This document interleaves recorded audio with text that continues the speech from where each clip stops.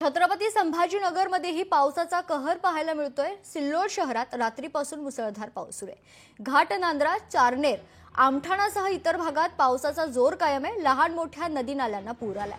पुलावरून पाणी वाहत असल्याने वाहतूक देखील ठप्प झाली आहे। घाटनांद्रा सिल्लोड संपर्क तुटलाय। आमठाणा येथील खरतर बहला नदीला देखील पूर आल्याचं चित्र आहे, त्याच्यामुळे आमठाण गावाचा संपर्क तुटलाय।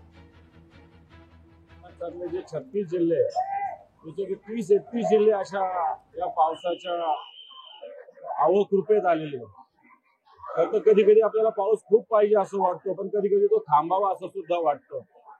आता तो थांबावा असं वाटतं, कारण ज्या पद्धतीनं शेतकऱ्यांनी पीक उभं केली होती, कमरेच्या वर छातीपर्यंत पीक आलेली होती बऱ्याच ठिकाणी। काल मका बघितला, कापूस बघितला, सोयाबीन बघितला, काही ठिकाणी अद्रक होती। मला असं वाटतं मोठं नुकसान शेतकऱ्याला झालं। मी आई भवानीला हीच प्रार्थना करेल, या बळीराजाचं नुकसान होऊ नये। लोकशाही मराठी ऐका, पहा, जागरूक रहा।